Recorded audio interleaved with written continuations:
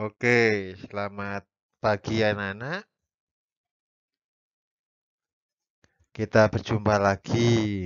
Kalau sebelumnya tadi di 2 slide itu Pak Andre tampilkan animasi atau gambar-gambar embun.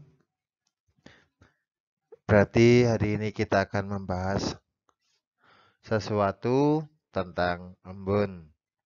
Nah, anak-anak, kita hari ini mulai di pembelajaran 4. Tema 3, subtema 4. Untuk muatan pelajarannya adalah Bahasa Indonesia dan PPKN.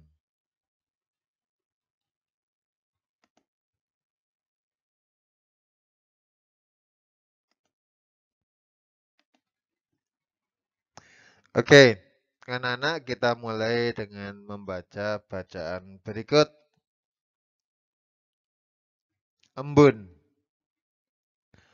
Embun adalah uap air yang kembali berubah menjadi titik-titik air.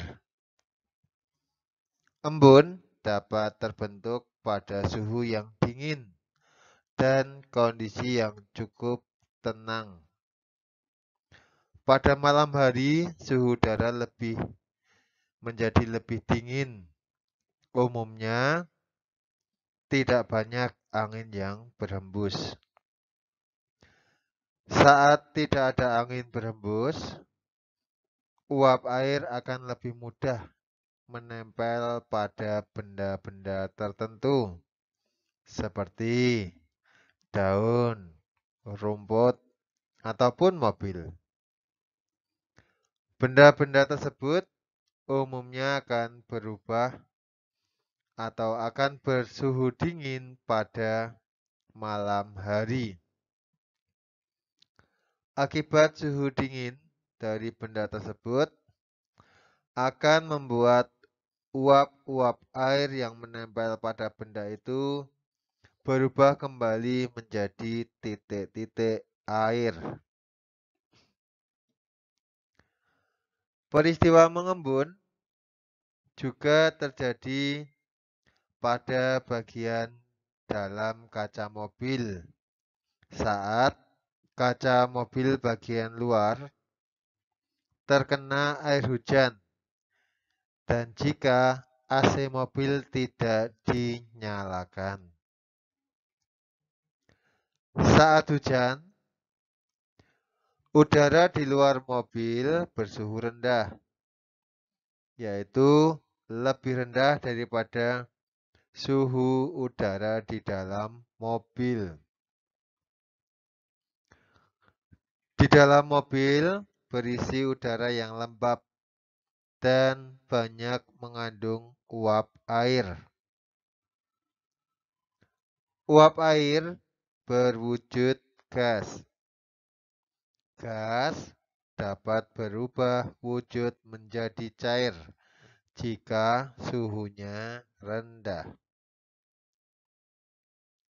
Kaca mobil bersinggungan dengan dua ruang. Yang pertama yaitu ruang di luar mobil yang suhunya rendah dan ruang di dalam mobil yang suhunya lebih tinggi. Karena pengaruh udara luar, kaca bagian dalam mobil menjadi dingin. Udara dekat dengan kaca akan bersentuhan dengan kaca mobil untuk mendapatkan pendinginan oleh kaca. Akibatnya, pendinginan oleh kaca inilah maka terbentuk embun.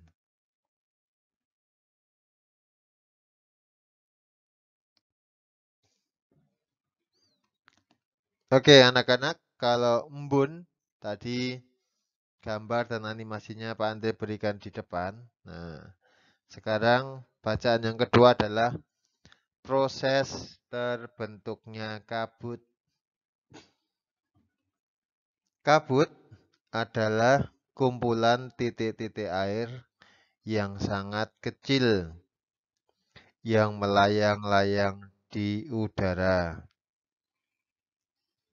Kabut itu mirip dengan awan. Perbedaannya, awan tidak menyentuh permukaan bumi, sedangkan kabut itu menyentuh permukaan bumi. Kabut itu biasanya terlihat pada pagi hari. Nah, bagaimana kabut bisa terbentuk?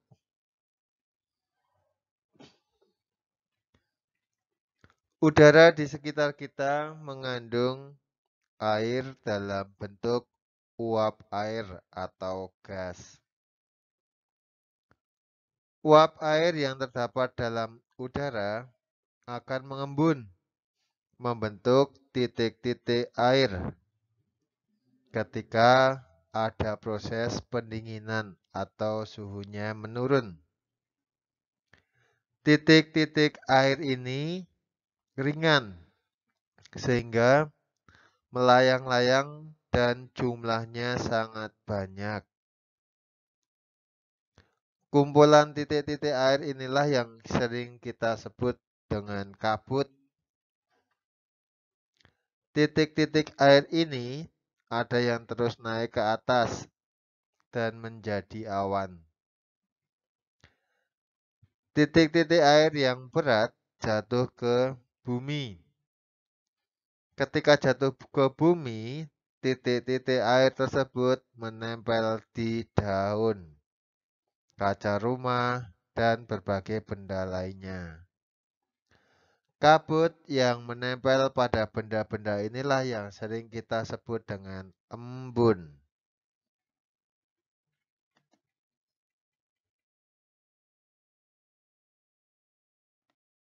Nah, anak-anak, berikut contoh-contoh dari kabut. Nah, ini biasanya kalau terjadi pagi hari, ya. Seperti ini, kadang kalau kita mau berangkat ke sekolah atau bepergian pagi itu biasanya kelihatannya seperti ini, putih. Nah, atau seperti ini. Kelihatannya seperti awan tetapi menempel di permukaan bumi atau biasanya dekat dengan tanaman. Atau bahkan kalau kalian sering bepergian ke tempat-tempat dataran tinggi seperti pegunungan, itu biasanya akan ada kabut semacam itu. Nah, itu biasanya terjadi di dataran tinggi, tempat-tempat yang tinggi yang sejuk. Ya.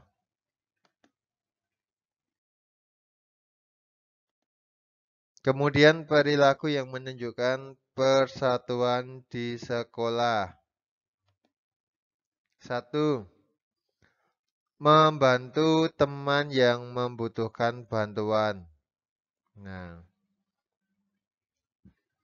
membutuhkan bantuan artinya ya temanmu kalau membutuhkan bantuan perlu dibantu, tetapi bantuan dalam arti yang baik. Kemudian bekerja sama melakukan tugas kelompok. Membantu guru, membantu teman yang kesulitan belajar. Atau meminjamkan alat tulis kepada teman yang membutuhkan. Nah, biasanya nih teman yang ketinggalan alat tulis boleh kalian pinjami. Ini berikut gambarnya. Ini seperti eh, membantu teman yang mungkin kesulitan dalam belajar. Atau juga bisa dikatakan membantu membutuhkan bantuan. Nah, ini bekerja sama untuk mengerjakan tugas dengan bekerja kelompok itu juga boleh. Kemudian membantu guru. Nah, di sini Pak Andre memberikan contoh seorang anak sedang membantu menghapus papan tulis.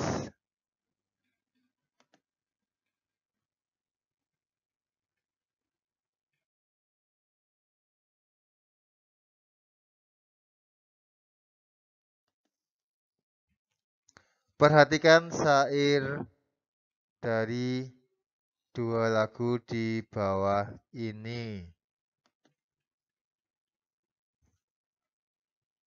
Nah, diperhatikan ya.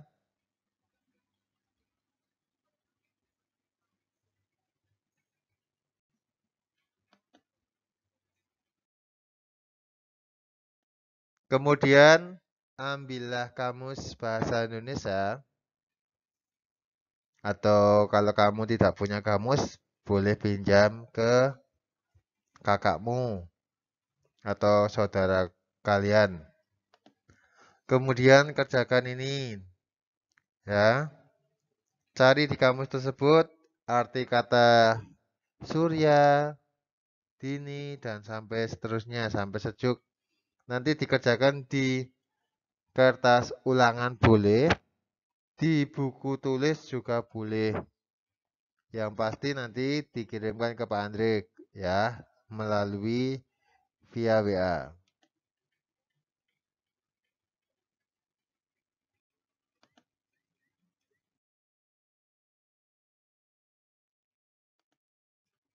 Oke anak-anak, sekian dulu ya. Hanya Pak Andri mengingatkan tugas kalian yang tadi mencari arti kata-kata tadi di kertas ulangan atau buku tulis. Kemudian nanti hasilnya difoto dan kirimkan ke Pak Andre. Dan mengerjakan latihan penilaian akhir yang di pembelajaran 4 di buku PR yang bagian pilihan ganda saja. Gitu ya anak-anak. Terima kasih dan selamat beraktivitas. Berkah dalam.